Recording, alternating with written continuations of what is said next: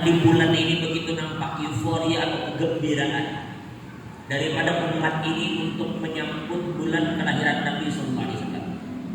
Terkadang kalau kita berpikir, Bapak Ibu, jumlah kita di masjid ini sekarang ada kira-kira 100 ya? Ada 100? Lebih lagi.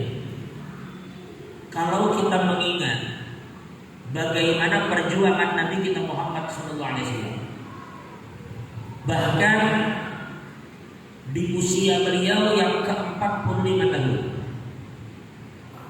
karena Nabi Muhammad itu beliau mendapatkan wahyu di umur 40, dan selama 13 tahun beliau berdakwah di kota Makkah. Itu bahkan ketika terjadi hijrah ke Habasyah, hijrah ke Ethiopia, itu di gelombang pertama yang berangkat hanya sekitar 15 orang kurang lebih. Bayangkan, sekian tahun beliau berdakwah, lalu orang beriman, dan yang berhijrah di gelombang pertama ke Habasyah itu hanya berjumlah sekitar 15 orang saja. Di gelombang kedua yang dipimpin oleh Sayyidina Ja'far, itu berangkat lebih kurang sekitar 82 orang, yang berarti jumlah mereka yang berhijrah ini hanya sekitar 100 orang saja lebih kurang. Dan bahkan para jamaah, ketika Nabi kita Muhammad SAW berhijrah ke Madinah, itu diriwayatkan sebelum hijrahnya Nabi, itu orang yang telah beriman kepada Nabi di Madinah sebelum beliau datang berjumlah sekitar 200 orang. Dan ketika Nabi telah sampai di Madinah, jumlah seluruh kaum muslimin yang bersama dengan Nabi Muhammad hanya sekitar 1.500 orang dari 10.000 penduduk Madinah. Kami ulang sekali lagi, dari 10.000 penduduk Madinah hanya 10.000. 1.500 kaum muslimin, sekitar 4.000 orang-orang Yahudi, dan sekitar 4.500 itu adalah gabungan dari agama lain dan orang-orang yang masih menyembah berhala. Berarti kalau kita melihat 4.000 Yahudi, 4.000 sekian adalah orang-orang menyembah berhala, 1.500 Nabi Muhammad dan para sahabat ini minoritas pada jemaah. Minoritas 1.500. Tetapi ketika Nabi SAW wafat, ketika beliau intiqal ila rafiqil a'la, dikatakan oleh Imam Syafi'i bahwa di saat itu ada 30.000 orang kaum muslimin yang berada di Makkah dan 30.000 kaum muslimin yang berada di Madinah. Artinya 30.000 di Madinah, 30.000 tersebar menurut Imam Syafi'i. Tetapi menurut Imam Abu Zur'ah, bahwa ketika Nabi wafat itu ada lebih dari 100.000 sahabat yang telah beriman kepada Nabi SAW. Dari yang 10 tahun sebelumnya, kaum muslimin hanya 1.500. Seluruh penduduk Madinah hanya 10.000. Di ketika Nabi wafat, dikatakan shalla khalfahu 30,000 minas sahabat. Ketika Nabi wafat, telah sholat di belakang beliau itu 30.000 sahabat, lebih banyak dari penduduk Madinah ketika Nabi Muhammad datang. Nah, sekarang yang kita bahas, bagaimana dalam waktu 10 tahun para jemaah, hanya 1.500 orang yang mereka adalah minoritas, tetapi dalam jangka 10 tahun mereka berhasil menaklukkan Mekah, menggentarkan Romawi, dan bahkan setelah 10 tahun kaum muslimin yang berjumlah 1.500 itu menjadi lebih dari 100.000 orang menurut Imam Abu Zur'ah. Maka kami tertarik membahas, sementara ulama mengatakan di dalam hal ini tidak lepas dari 4 konsep yang dibuat oleh Nabi Muhammad sehingga agama Islam ini berkembang dengan sangat pesat di kota Madinah. Yang pertama, ulun-ulun saya sekali lagi. Nanti kita akan bahas berapa tadi dari konsep itu. Berapa? Baik. Nah, kita berharap ini juga menjadi acuan kita di dalam membangun sesuatu. Apakah kita membuka kampung? Apakah kita datang ke suatu daerah? Yang pertama yang Nabi lakukan sesampainya beliau datang ke Yathrib, karena dulu Madinah itu disebut dengan Yathrib, lalu kemudian oleh Nabi disebut dengan Thaibah, dan kemudian dikenal hari ini dengan nama Al-Madinatul Munawwarah, kota yang dipenuhi oleh cahaya Nabi Muhammad SAW. Nah, ketika Nabi sampai ke Madinah, sebelum Nabi Muhammad bernaung beristirahat dari perjalanan Kuba menuju Madinah, maka Nabi Muhammad yang pertama kali beliau lakukan adalah menentukan di mana kira-kira tanah yang di situ akan dibangun masjid agar kaum muslimin beribadah. Jadi yang pertama kali dilakukan Nabi sesampainya di Madinah adalah menetapkan di mana masjid akan dibangun. Yang pada akhirnya masjid inilah menjadi pusat dari semua kegiatan kaum muslimin. Ada satu cerita menarik pada jemaah. Masjid di zaman Nabi bukan hanya mereka sholat, termasuk di dalamnya terkadang mereka bermusyawarah, termasuk di dalamnya terkadang mereka belajar, di dalamnya mereka berzikir. Bahkan ada cerita menarik. Dulu ada seorang pemimpin dari Yamamah nama dulu, tempat yang di sana dilahirkan seorang nabi palsu yang bernama Musailamah Al-Kadzdzab. Dulu di sana ada seorang raja yang luar biasa kriminal, yang luar biasa bajingan, yang luar biasa memusuhi Nabi Muhammad. Dia bernama Sumamah ibn Utsal. Sumamah ini para jamaah, saking kurang ajarnya, bukan hanya memusuhi Nabi, bahkan membunuh sahabat-sahabat Nabi yang ditemuinya di Yamamah. Oh iya, mendengar ini ada sahabat Muhammad datang ke Yamamah, bunuh. Jadi sahabat-sahabat yang karena Yamamah itu posisinya di tengah, dia berbatasan dengan Yaman, dia berbatasan dengan Bahrain,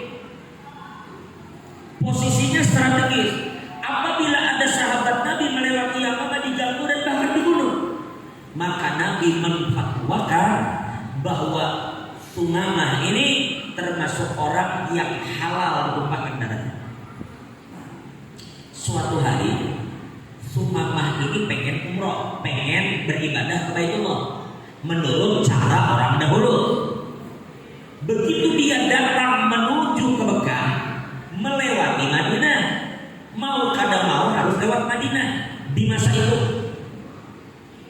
Karena jalan Madinah Bahari adalah jalan melewati Badar. Adapun jalan hari ini dari Mekah menuju Madinah itu lebih kurang seperti rute hijrahnya Nabi kita Muhammad SAW. Itu ada satu kitab ditulis oleh Dr. Nizar Qasim yang membahas tentang rute yang dilalui Nabi ketika berhijrah. Nah, singkat cerita, ternyata Sumamah ini terpergok. Apa kalau bahasa Indonesia? Terciduk, tertangkap oleh patroli kaum muslimin di seputaran Madinah. Mereka dibawa ke Madinah. Sesampainya di Madinah waktu itu diikat. Sumamah ini diikat di leher.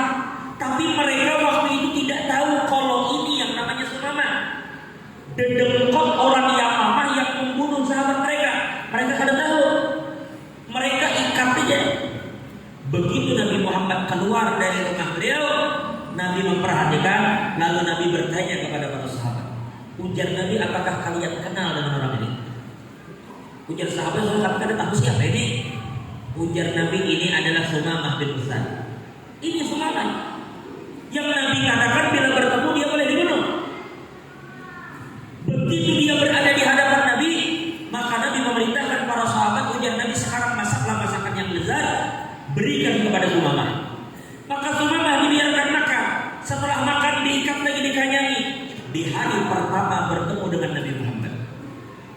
Nabi berkata kepada Sumamah, wahai Sumamah, apa yang kamu punya?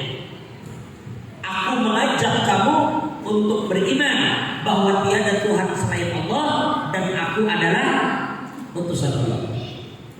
Sekalanya Sumamah menjawab, ujar Sumamah, Muhammad, ikam hendak apa dari aku? Bila ikam hendak bunuh, karena aku pantas dibunuh, karena aku telah membantai beberapa dari kawan-kawan. Bila ikam hendak bunuh. Satu. Bila ikam hendak mau membunuh aku, bila ikam hendak membebaskan aku, bebaskan. Kalau dosa kebanyakan A, B, C, D, bebaskan. Dan aku termasuk orang yang pintar berterima kasih. Tenang aja ikam, aku gak ada janji. Tetapi kalau ikam membebaskan aku tahu berterima kasih. Bila nak bebaskan. Atau kalau memang kamu butuh dana atau minta tebusan, aku ini orang sugih. Ikam mau berapa? Bila nak bunuh. Bebaskan. Bila nak tebusan, aku tebus. Anak apa? Nabi yang menjawab, meninggallah Nabi. Hari kedua, ujar Nabi Sumamah, aku mengajak ikam untuk beriman kepada Allah dan menyatakan aku adalah Rasulullah. Sama ujar Sumamah, ikam nyatakan apa sih? Bila hendak bunuh, aku bunuh. Bila hendak bebaskan. Bila hendak tebusan, aku tebus. Adapun untuk masuk Islam, ada. Jangan mimpi aja Sumamah. Masuk Islam ada. Ditinggal pulang oleh Nabi. Begitu hari ketiga, Nabi lagi bertanya, Sumamah, mau gak kamu beriman kepada Allah dan menyatakan aku Rasul? Ujar Sumamah, ya Muhammad, aku sudah katakan, bila ikam hendak bunuh, aku bunuh. Aku bukan pengecut. Ikam hendak bebaskan. Bila hendak tebusan, terus. Kembali Nabi duduk bersama sahabat, Nabi sholat. Setelah itu Nabi mengajarkan sahabat. Setelah itu Nabi memerintahkan biar Nabi lepaskan ikatan Sumamah dan bebaskan dia pergi. Sahabat itu tahajud bingung. Ujar sahabat, hanya kan ditangkap tidak ada. Orang nang Jakarta satu tadi buruk kelas kakak. Nang tiang pun bahkan menyuruh Jakarta kamu bunuh aja. Begitu didapat ditangkap kada beriman lawan dia disuruh lepas. Tapi Nabi nyuruh lepas. Akhirnya sahabat lepas, Sumamah keluar. Begitu Sumamah keluar, tidak berselang lama, Sumamah masuk lagi. Rupanya keluar, Sumamah ini berkeliling mencari sumur. Ada satu kebun kurma di pinggiran Madinah. Sumamah kemudian mandi dan kembali lagi ke masjid, langsung duduk di hadapan Nabi dan menyatakan, wahai Muhammad, ulurkan tanganmu. Aku bersaksi tiada Tuhan selain Allah dan engkau adalah utusan Allah. Sahabat nih, cakap bahasa kita Banjar itu tangan sih. Jadi bahasa Banjar paham aja Pak? Tangan apa tangan urusan? Terheran-heran.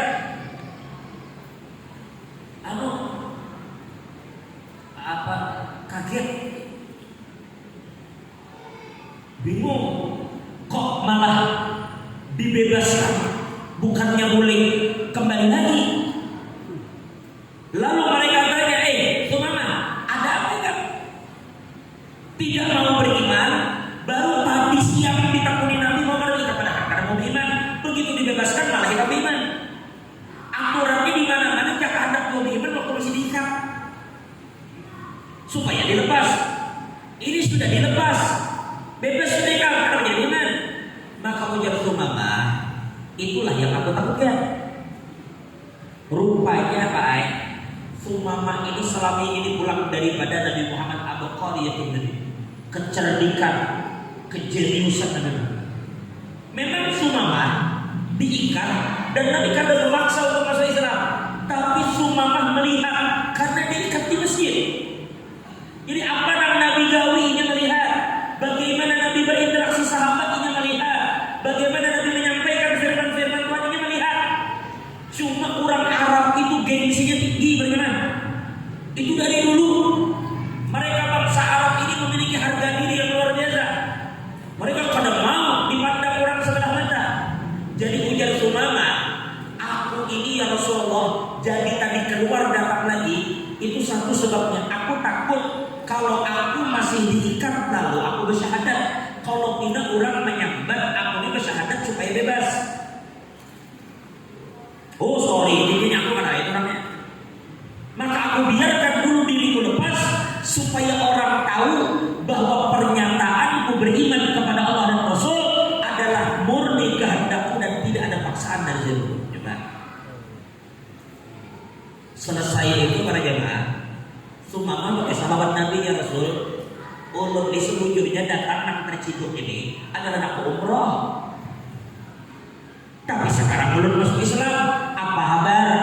Ujar Nabi, wahai sumama, lanjutkanlah niatmu itu, tetapi berumrohlah dengan cara yang diperintahkan Allah dan Rasulnya.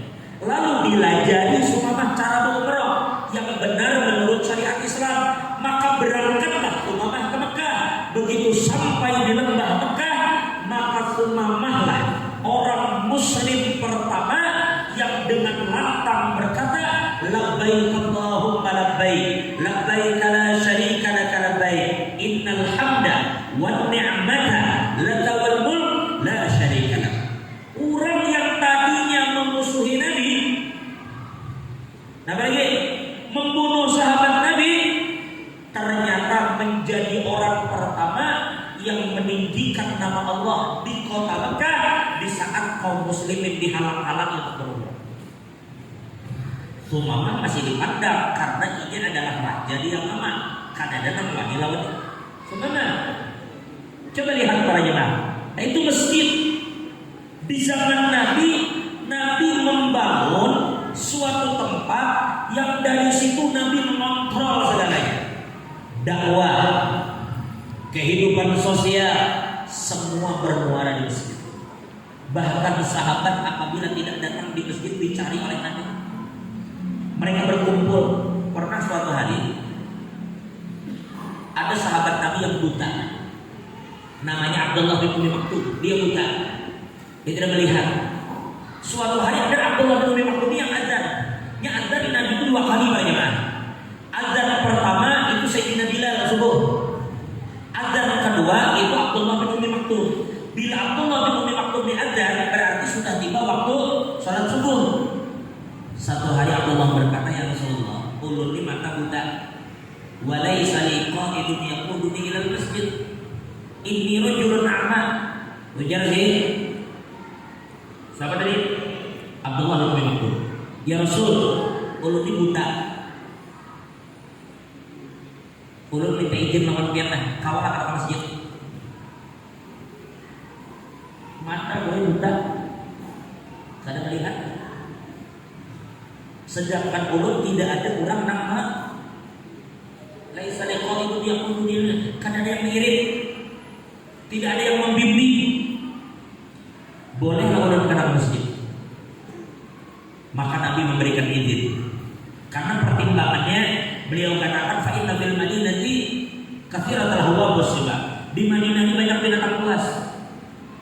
Jalannya teksturnya tidak bagus. Nabi izinkan. Begitu dia berbalik, Nabi panggil lagi. Abdullah, tunggu dulu sini dulu. Datang lagi Abdullah bin Maktum yang buta. Lalu Nabi tanya, ujar Nabi, ya Abdullah, hal tasbihu tidak? Dari rumah itu adzan kadang-kadang kah ada? Dari rumahmu adzan kadang-kadang kah ada? Ujar Abdullah, bala ya Rasulullah, inggih. Naam, inggih kadang-kadang. Lalu Nabi menjawab, idzan ajin. Kalau begitu jar Nabi, datangi aja itu. Coba. Bagaimana Nabi menyatukan kaum muslimin?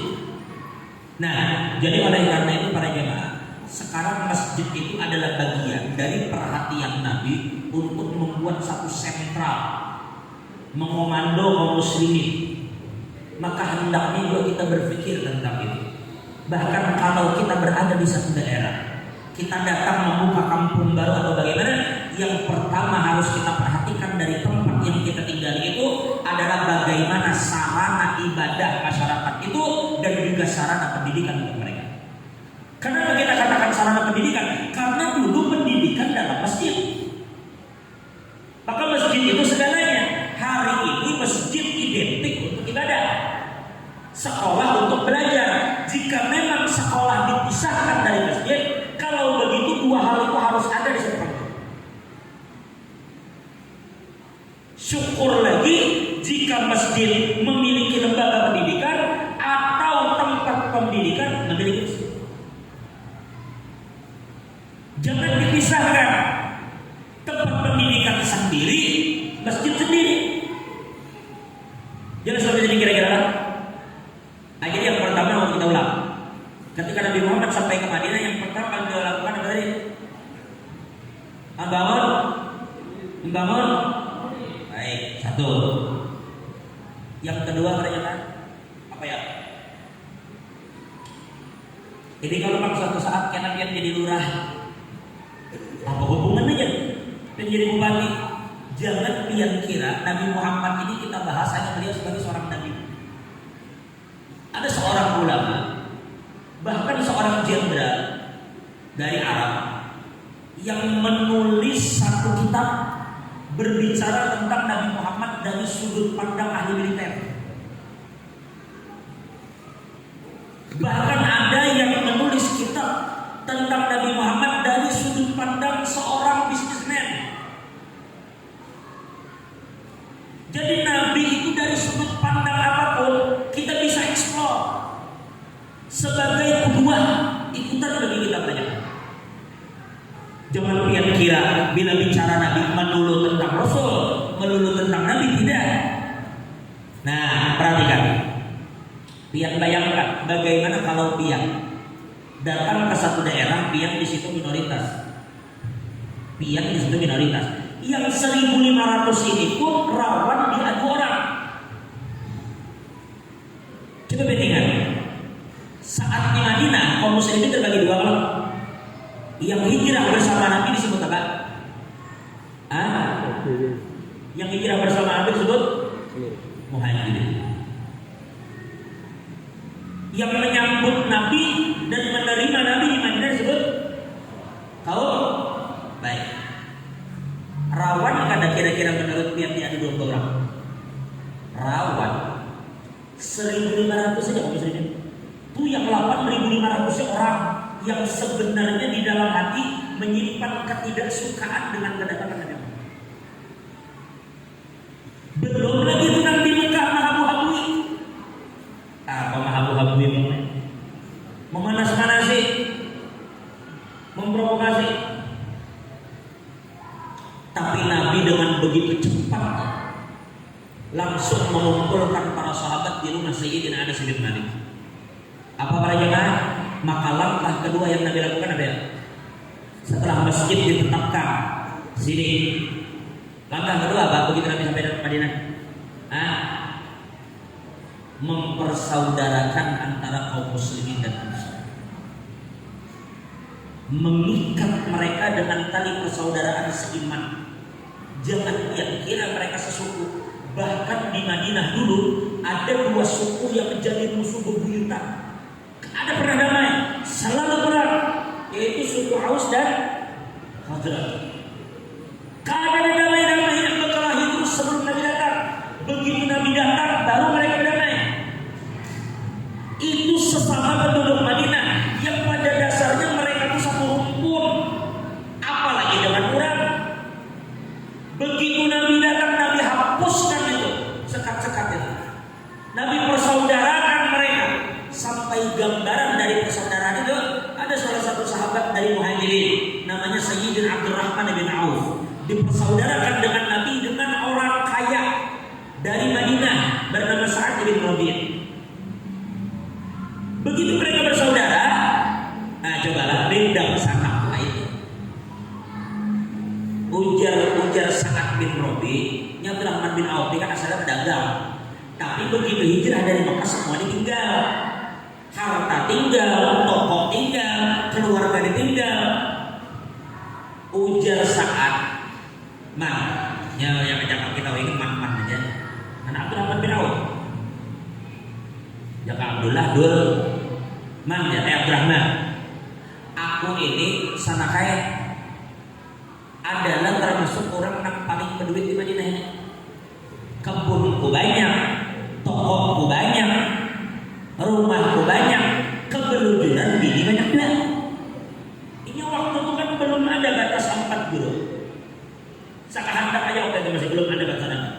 Jadi ujar Sa'ad bin Rabi, ikam hendak rumahku yang mana? Kami lihat ingin rumahku banyak.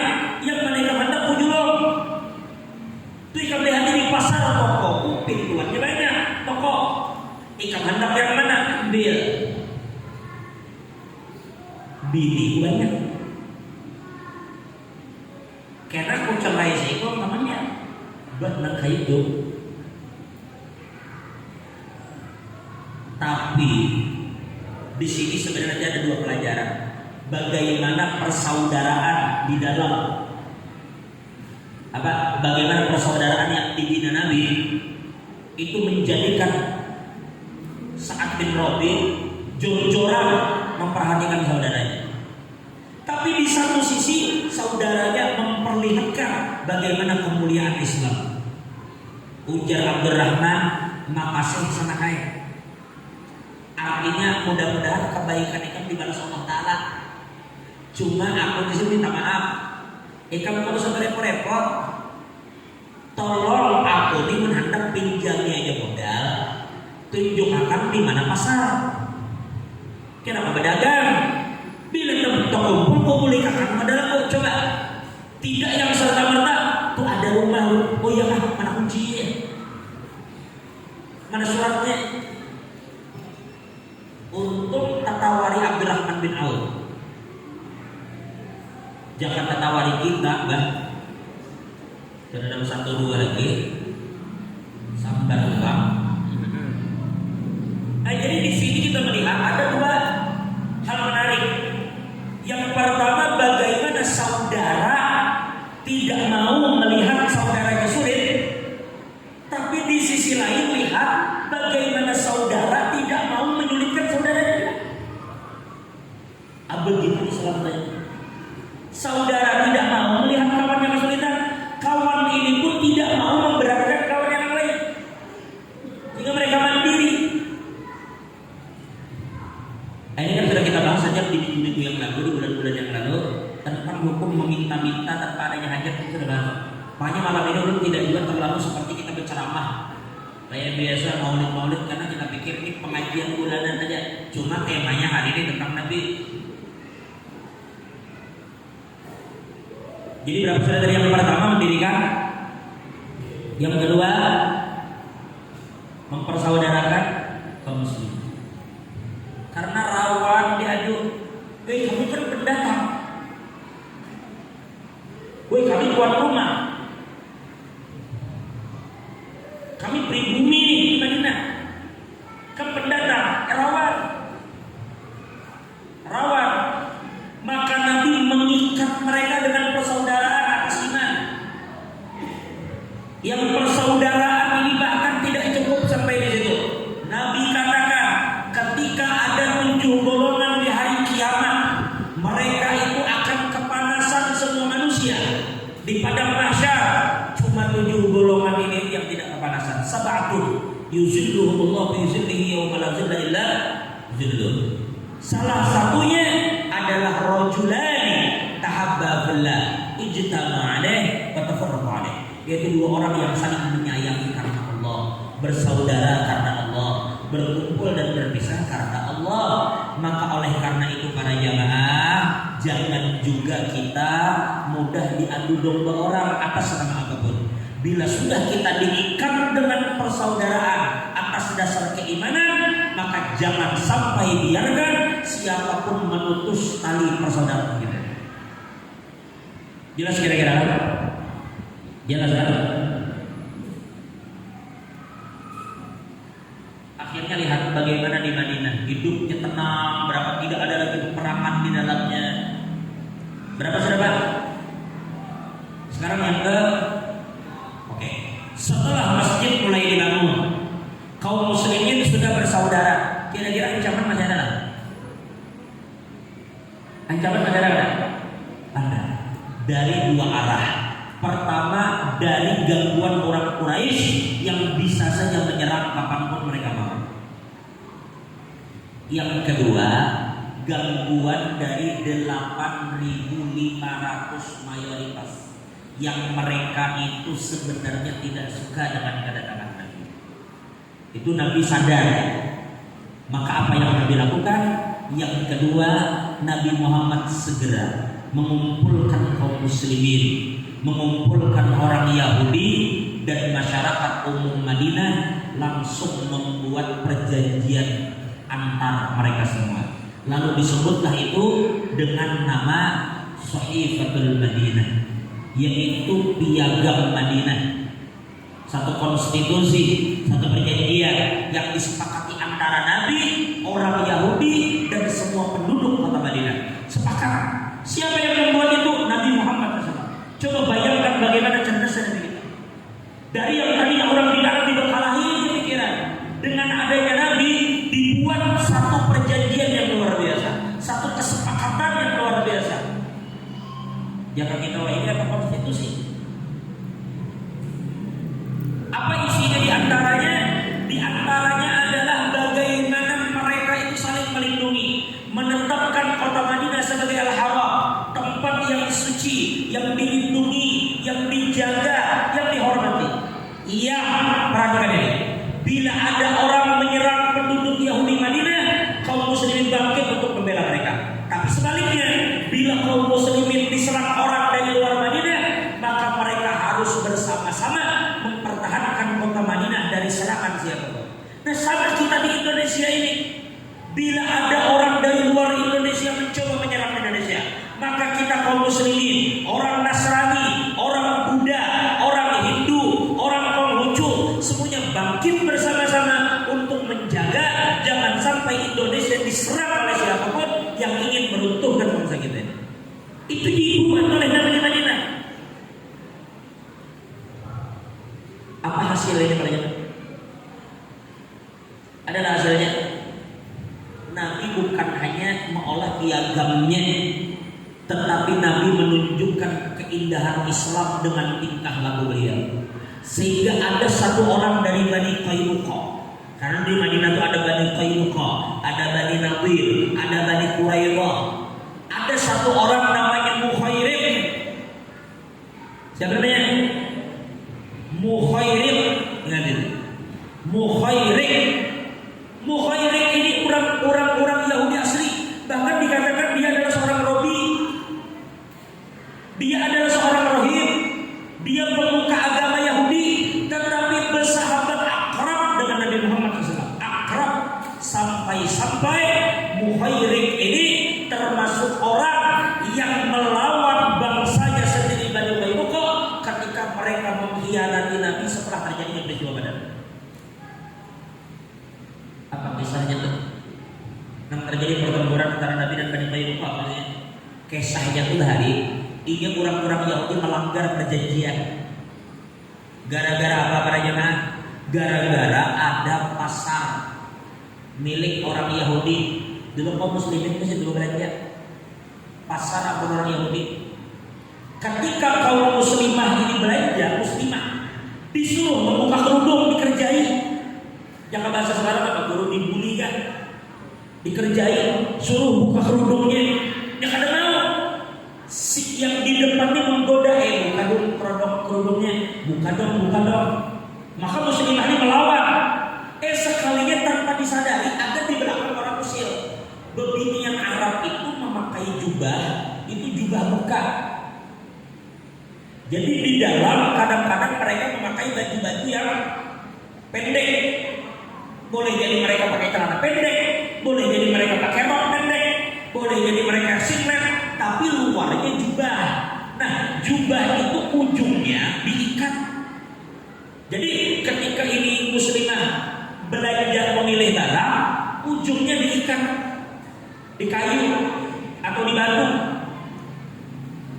Begitu ia berdiri, tertarik, terbuka jubahnya deh, terbuka terlihat auratnya, makanya berteriak karena ia dipermalukan di pasar orang Yahudi. Bangunnya berteriak.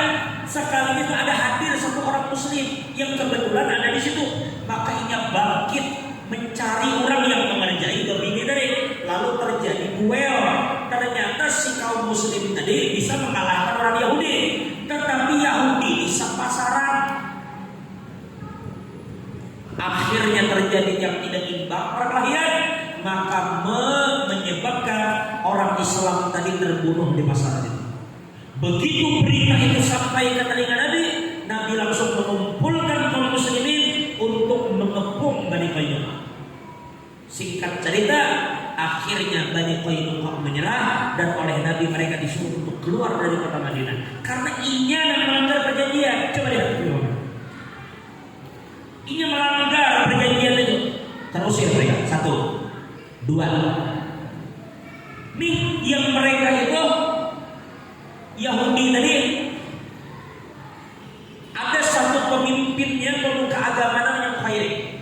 Di perang Uhud, ketika Abdullah bin Ubay mengolah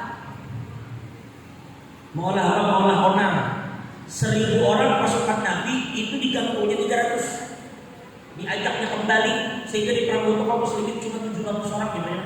700 berhadapan dengan 3000 pasukan yang memang datang ingin memusnahkan Islam, pasukan lengkap berkuda ya sebagian. Maka Bukhairi ikut di dalam perang itu untuk mentaati perjanjiannya dengan Nabi Muhammad. Coba. Tapi akhirnya di perang itu Bukhairi terluka, dia terluka parah, akhirnya dia meninggal. Tapi sebelum meninggal, Bukhairi berwasiat agar semua hartanya diberikan kepada Nabi Muhammad SAW. Semua hartanya diberikan kepada Nabi. Begitu Nabi terima wasiat tadi, Nabi ambil hartanya dan harta itu Nabi bagi-bagikan kepada kaum muslimin untuk memenuhi kebutuhan mereka ketika berada di Madinah. Coba lihat hubungan yang harmonis. Sebelum ulun lanjut yang ketiga, yang keempat kan? Karena ini yang ketiga kan membuat perjanjian damai antara kita dan saudara-saudara kita yang berbeda keyakinan. Ada satu yang menarik. Ketika Nabi siap menyerang Bani Qainuqa karena mereka berkhianat, sekali ulang mereka berkhianat, maka Nabi merespon. Bukan Nabi yang mulai, mereka berkhianat. Maka di situ Nabi ini pakai baju perang. Tiba-tiba ada datang Abdullah bin Ubay lagi-lagi. Abdullah bin Ubay ini Islam kan ya? Secara zahir menampakkan Islam, tetapi apa? Dia munafik. Dia sembunyikan ketidaksukaannya dengan Islam. Tapi kita dikatakan nahkumu bidh-dhawahir wallahu yatawalla 'ala as-sarair. Kita ini tidak boleh mengotak-atik hati orang. Bila dilihat Islam hukumnya. Karena boleh kita kafirkan orang sembarangan, kita sesatkan orang sembarangan. Nabi begitu akan menyerang Bani Qainuqa, tuh Abdullah bin Ubay kurang ajar, dengan kurang ajarnya datang mendatangi Nabi, langsung menarik zirah Nabi, baju perang. Jadi tangannya dimasukkannya. Dalam baju perang itu kan lapis luar, kan baju di dalam baru baju luar. Umpamanya zirah. Nah, tangannya dimasukkan ini. Masukkan ini awak Nabi, masukkan tangan Nabi di baju zirah. Nah, ada kayak itu. Model kayak pemaksaan anak pengacul. Sambil berkata, ya Muhammad, masa kamu hendak usir mereka? Sebelum kamu datang, bila saya ingin diserang si A, si B, si C, mereka yang membantu saya, masa mau dibunuh, masa mau dimusnahkan? Nabi ini sebenarnya terlihat dari wajah beliau tidak suka apa yang dilakukan oleh Abdullah. Tapi Nabi Muhammad lihat bagaimana memperlakukan orang yang dihukum dengan Islam. Akhirnya ya sudah, kalau begitu ujar Nabi Muhammad, urusannya kepadamu. Tetapi ujar Nabi, mereka tidak diperkenankan lagi tinggal di kota Madinah. Logikanya mereka, kalau Nabi itu setelah perang Uhud ingin membuat perhitungan dengan Abdullah bin Ubay bisa. Tapi sekali lagi kami ulang, bagaimana Nabi mengajarkan kepada kita tidak boleh gegabah dalam bertindak, terutama bila orang itu adalah bagian dari kita kaum muslimin. Jangan asal. Jelas sampai sini lagi. Jadi ulun persingkat. Yang pertama, Nabi membangun masjid. Yang kedua, mempersaudarakan para sahabat. Yang ketiga, Nabi membuat fakta perdamaian, perjanjian damai antara beliau dan saudara-saudara kita yang berbeda keyakinan dengan kita. Kita kadang ujung-ujung juga nyerang kurang. La yanhaakumullahu 'anil ladzina lam yuqatilukum fid din. Apa lagi? Kalau yukhrijukum min diyarikum an tabarruhum. Apa? An tabarruhum wa tuqsitu ilaihim kan? Innallaha yuhibbul muqsitin. Kita memang disuruh bersikap adil para jemaah. Tidak boleh kita mengganggu orang yang non muslim kalau mereka kadang mengganggu kita. Jadi selama ini kalau Nabi berperang dengan orang-orang Quraisy yang tidak Islam, itu bukan karena tidak Islamnya mereka, tetapi karena kezaliman mereka. Bagaimana? Nabi itu memerangi kezaliman. Sedangkan dalam agama la ikraha fiddin. Nabi tidak paksa. Nabi itu dai, Nabi itu mengajak. Bila Nabi mengajak mereka kada umpat, itu urusan mereka. Tapi kezaliman dilawan Nabi, baik itu dari non muslim atau dari muslim sekalipun.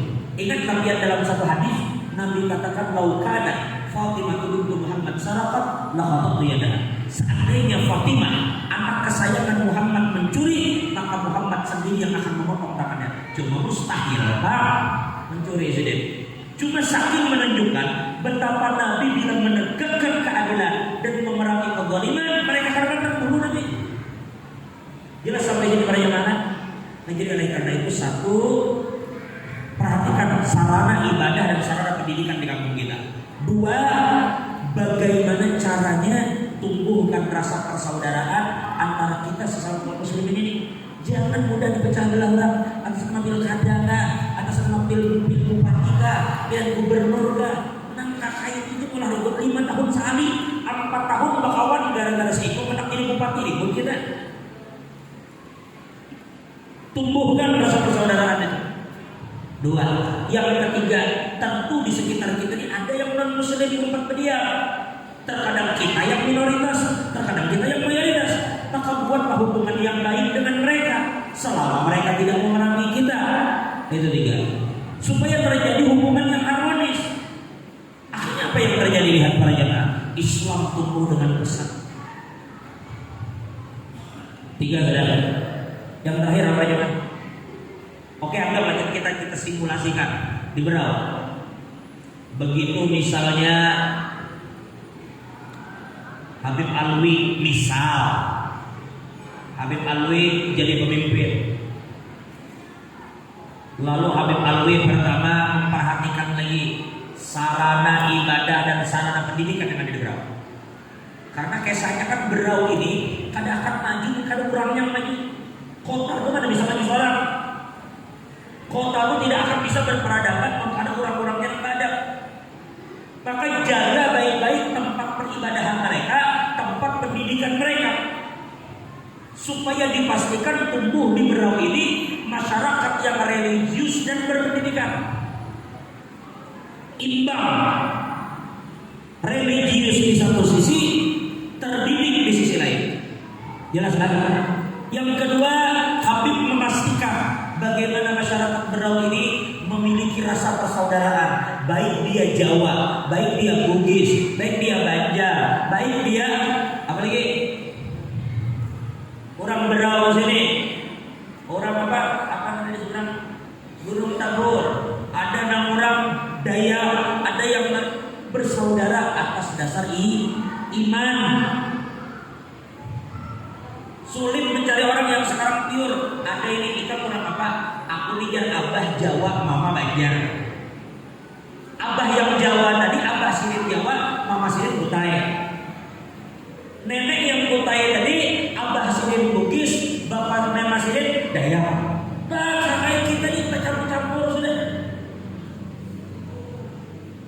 Maka satu-satunya ikatan terkuat yang kita miliki untuk menjaga persaudaraan kita ini adalah ikatan keimanan. 2. 3, ayo di Berau kita sesama kaum muslimin bersatu. Yang kedua, dengan non muslim kita berkawan aja, kita berhubungan baik. Kalau tidak mereka mengganggu kita, kita tidak ganggu mereka. Kita saling menghormati saja. Tapi tidak juga kita blunder. Toleransi tidak harus kita mengikuti ibadah mereka, ya kan aja. Terakhir, yang keberapa? Keempat. Apa dia yang nanti lakukan para jemaah di Madinah? Apa para jemaah? Yaitu membangun pasar bagi kaum muslimin. Kalau Bapak ke Masjid Nabawi, misalnya ini Masjid Nabawi, di sini makam Nabi misalnya dibuka, berarti kan kiblat ke sana. Di sini makam Nabi, ini Masjid Nabawi. Di luar kanan ada namanya Saqifah Bani Sa'idah yang sekarang menjadi taman, dibuatkan pagar. Saqifah Bani Sa'idah ini dulu adalah aula Balairun. Kalau bahasa kita sekarang di tempat pertemuan yang di situ dulu dibayar Sayyidina Abu Bakar Siddiq. Di luar Saqifah Bani Sa'idah di sini, disitulah dulu pasar yang Nabi bangun khusus untuk kaum muslimin. Jangan mikirnya Madinah itu tidak punya pasar, punya. Begitu Nabi membangun peradaban di Madinah, Nabi membuat satu pasar sendiri yang berada di bawah kontrol Nabi langsung. Dan disinilah syariat-syariat ditegakkan. Maka Nabi terkadang masuk ke pasar itu. Nabi melihat orang berjualan gandum. Nabi masukkan tangan sini ke dalam. Sekalinya gandumnya basah. Kalau nyaka itu kan barang dijual. Maka Nabi berkomentar, man ghasyana falaysa minna. Barang siapa menipu kami, dia tidak termasuk golongan kami. Maka dibangun sebagai tonggak kekuatan tulang belakang bagi satu negara, bagi satu dan adanya pasar. Nah begitulah maksud kita jawabannya.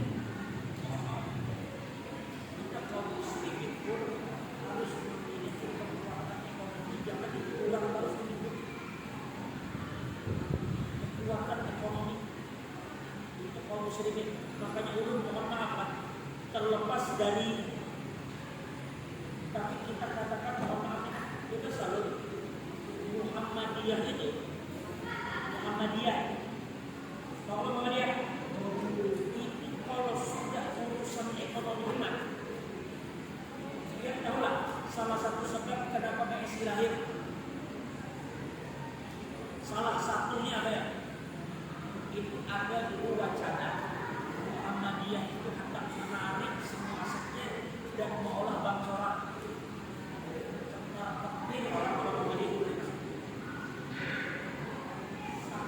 Besarnya dana yang mereka miliki. Memang harusnya kita kaum muslimin seperti ini. Kuat dari segi ekonomi. Terlepas dari dia tahu lah Raja Saudi sekarang. Raja Saudi sekarang Namanya Raja Salman, dia punya anak namanya Muhammad bin Salman. Kita tuh kadang-kadang jangan menilai orang hanya dari berita-berita yang kita tahu di TV aja atau di berita aja. Sekali-sekali lihat asli kesana, tanyakan orang-orang Arab kayak apa. Itu Muhammad bin Salman, terlepas dari berita-berita yang tentang beliau, itu sekarang Muhammad bin Salman bila bertemu dengan siapa presiden Amerika setelah Donald Trump ini kan?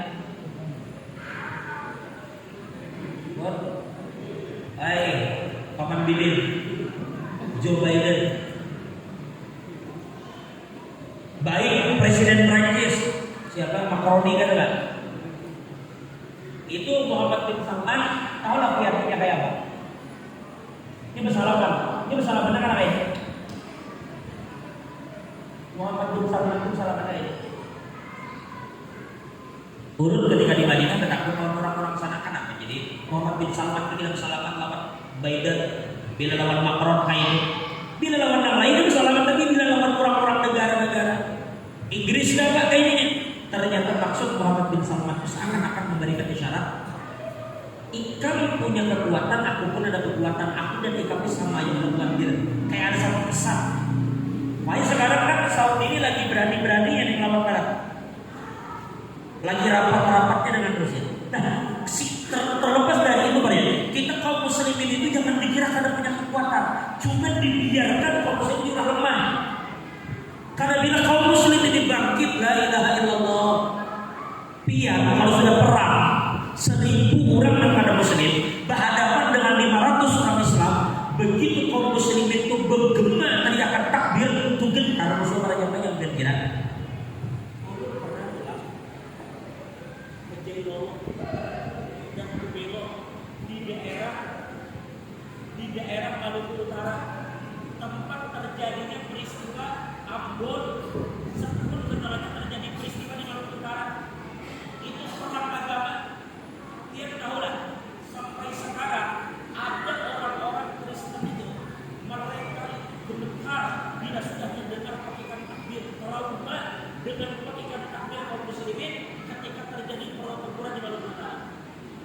Ulun bertakut lawan orang sana, ujian ulun dalam pertempuran itu banyak kaum muslimin meninggal. Lalu mereka cari ke ustaz, yang kita kaum muslimin bila ada berita di satu pertempuran Islam banyak meninggal, itu biasanya diserang pas sembahyang. Yang banyak meninggal pun begini lawan lelaki kanak-kanak. Bila bertempur langsung, itu kadang bisa jadi kaum muslimin kalah. Meskipun kalah jumlah, kalau ujung-ujung bertempur langsung, kan ada sejarahnya kaum muslimin kalah. Kan takbir yang dilantunkan kaum muslimin itu menggetar hati mereka. Nah jadi kaum muslimin itu begitu, kekuatannya nyata. Kuatuna laisa min kathratil adad. Kekuatan kita ini bukan dari banyaknya orang, walakin min balikil ahad. Tetapi kekuatan kita adalah semata-mata pertolongan Allah yang maha tunggal, yang maha esa. Ya, awal hasil inilah 4 hal para jamaah yang menjadi tonggak ujar para ulama kesuksesan dakwah Nabi Muhammad ketika di Madinah. Yang pertama, beliau membangun masjid untuk mempersiapkan tempat membangun kaum muslimin. 2, mempersaudarakan antara sama kaum muslimin supaya jangan sampai antar mereka saling bermusuhan. Kita kalau sudah bermusuhan repot.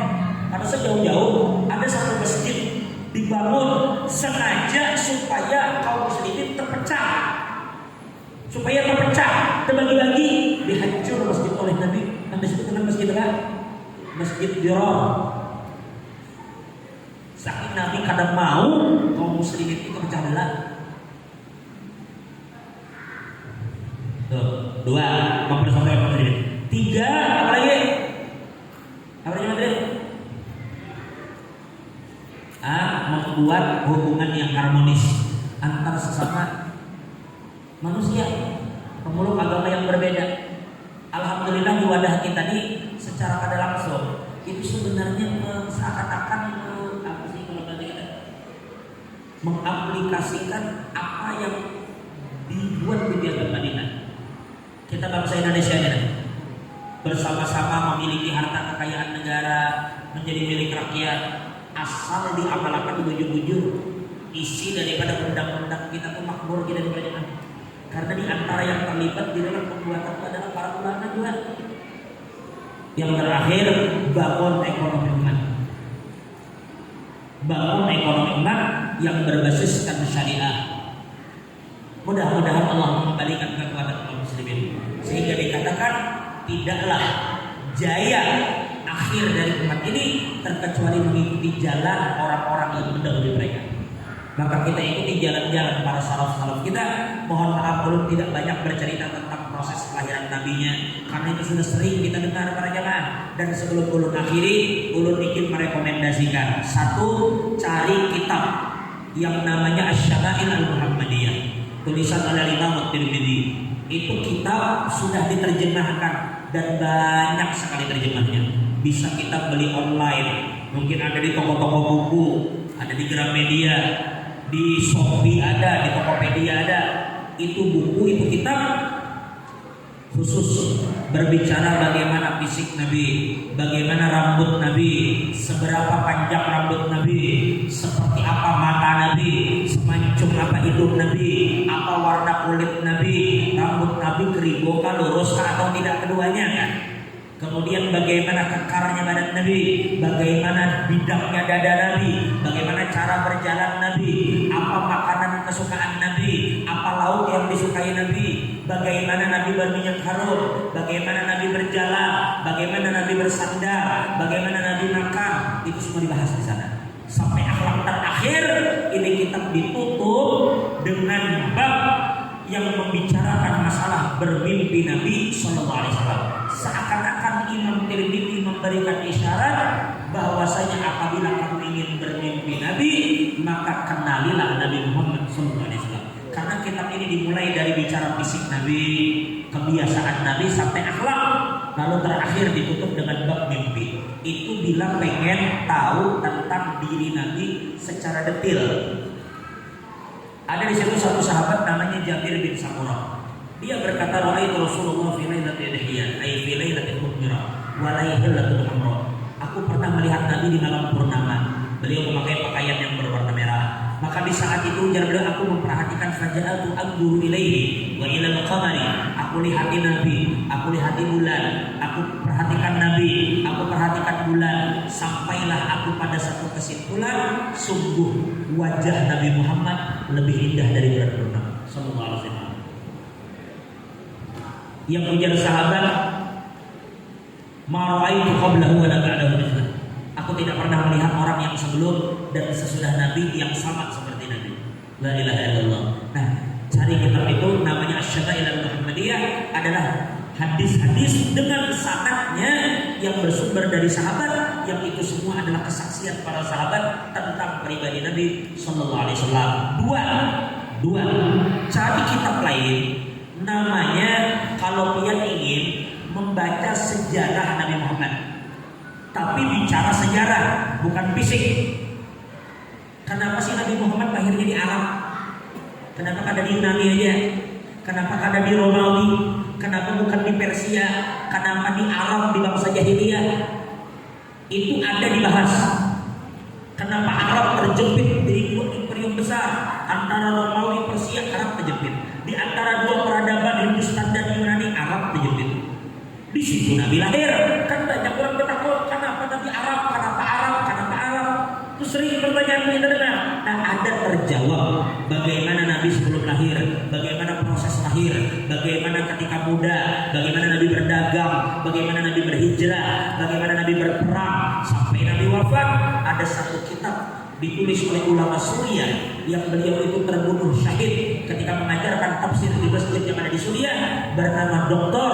Muhammad Ramadan Said Al-Budi, yang mengarang kitab fikih, kitab sirah yang beliau beri nama Fiqhus Sirah, atau diterjemahkan ke dalam bahasa Indonesia dengan terjemah namanya Sirah Nabawiyah karangan Ramadan Said Al-Budi. Banyak orang jual di Samarinda, ada di Tokahis. Ketiga penutup, satu kitab lagi juga tentang sejarah. Dulu Rabithah Al-Alam Al-Islami itu pernah mengadakan sayembara untuk menulis sejarah Nabi Muhammad. Diikuti oleh banyak ulama. Ada yang ditulis bahasa India, bahasa Urdu, ada yang bahasa Parsi, ada yang bahasa Inggris, ada yang bahasa Arab. Semua dinilai. Ternyata yang menang adalah satu kitab yang ditulis oleh Syekh Sofiyur Rahman Al-Mubarakfuri yang bernama Ar-Rahimul Maktum. Kitab Rahimul Maktum ini diterjemahkan, dan ini paling banyak terjemahnya di Indonesia, orang banyak jual. Cari aja di internet, namanya juga Sirah Nabawiyah yang ditulis oleh Sofiyur Rahman Al-Mubarakfuri. Cari. Nah, kalau keadaan hendak tukar juga, sayang duit misalnya, maka setelah ini Ulun akan kirimkan PDF dari buku itu, baik yang Fiqh Sirah ataupun Rahimul Maktum yang sudah diterjemahkan saja. Soalnya kita belum kirim lawan Abah Haji Majidi kita, karena beliau bagi-bagikan kepada grup-grup yang ada di masjid, disebar-sebarkan supaya kita ketika santai, jangan status orang jadi di hati. Nah, buka sejarah Nabi. Karena PDF itu begitu kita tutup, begitu kita buka lagi, dia di halaman terakhir yang kita baca. Kan nyaman deh. Begitu baca, oh selesai hari ini, yuk tutup. Kita duduk santai baca lagi. Tidak terasa selesai sejarah Nabi itu kita baca. Kalau dia kepengen membaca yang karangan Indonesia, di antara yang bagus yang ditulis orang Indonesia asli adalah tulisan Profesor Quraisy Shihab. Beliau juga menulis tentang sejarah Nabi Sallallahu Alaihi Wasallam dan banyak dijual-jual. Intinya cari saja apakah tulisan Muhsin Haikal yang bernama Hayatul Muhammad, atau tulisan Faridul Jadiga atau tulisan yang lain-lain. Intinya baca sejarah Nabi, karena bapak membeli buku, bapak meninggal, bapak dikubur, kitab tidak dikubur, tapi akan dibaca dan diwaris oleh anak cucu kita. Mudah-mudahan Allah membangkitkan kita kaum muslimin. Kita mengetahui sejarah Nabi kita dengan mendengarkan cerita Nabi, Allah buka hati kita.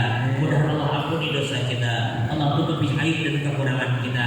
Dan ulun mohon maaf, ulun tadi sebenarnya berpikir juga dalam hati ulun, apa kisah pahala biu yang anak ulun bawa di waktu malam ini? Atau anak pahala biu berlucu juga supaya tawaan kita, karena bedanya tegang berantakan malam ini. Dan berpikir apa? Cuma setelah ulun pikir-pikir, biar kan datang ke sini niatnya hendak mendengar kisah Nabi. Amun sekedar hendak tertawa aja, bapak buka YouTube, buka ketik OPJ, nontonnya lucu. Nah, artinya ulun takut kalau membahas yang lain-lain akhirnya lari dan akhirnya kada membahas lagi tentang Nabi Muhammad. Sedangkan dia memberi amanah ulun di sini adalah untuk memperingati Maulid Nabi Muhammad. Maulid tidak melulu tentang kelahiran. Selain kita bicara kelahiran Nabi, sekarang kita kembali menghadirkan bagaimana sejarah kehidupan Nabi itu di dalam jiwa-jiwa kita. Mudah-mudahan Allah mengampuni dosa kita, Allah tutup aib dan kekurangan kita. Insya Allah, ulun mohon maaf malam ini datangnya tidak seperti malam-malam biasanya. Biasanya kita malam Senin, ya nggak begitu? Malam Senin, tapi ini malam Kamis. Karena memang bulan Maulid ini ternyata kami sudah ada jadwal-jadwal yang tersusun di bulan ini. Insya Allah kita akan bertemu lagi di bulan akan datang. Insya Allah di malam Senin seperti biasa. Insya Allah untuk kembali membahas kitab kita, yaitu apa yang berkaitan dengan masalah ibadah dan juga masalah-masalah lain daripada perkara-perkara agama. Mudah Allah memberikan semangat kepada kita untuk menuntut ilmu agama. Kepada siapapun ambillah ilmu itu, karena ilmu itu, hikmah itu adalah harta berharga kaum muslimin yang tercecer. Dari mana dia temukan, dia harus pungut. Jadi kebenaran itu tidak peduli dari mulut siapapun, ambil, karena itu adalah harta kita yang hilang. Maka ambillah ilmu dari mulut siapapun. Mudah-mudahan Allah mengampuni kita, Allah tutup aib dan kekurangan kita. Mudah-mudahan negeri kita diberikan keamanan oleh Allah. Mudah-mudahan kita diberikan kedamaian oleh Allah. Kita doakan siapapun di antara kita yang sakit mudah-mudahan sembuh, yang mana punya hajat mudah-mudahan kabul, yang mana kita semua yang hadir mudah-mudahan diberikan kesempatan bisa berhaji dengan haji yang mabrur, berumrah dengan umrah makbulah, dan mudah-mudahan kita semua yang hadir tidak akan mati dalam keadaan serbatin. Ala hadhihi ad-diyah wa ala kulli man wadhihi sallallahu salih wa ila hadratin nabi al-fatihah.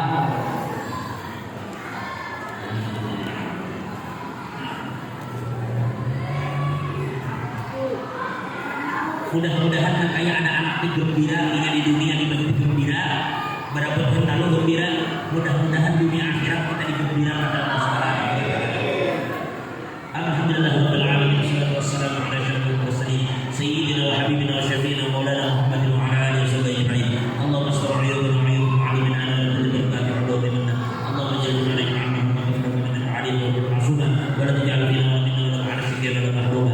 Allahumma inna nas'aluka nastaghfiruka lana wa adana anfusana wa qala wa ala aulana kulli shay'in a'tidana.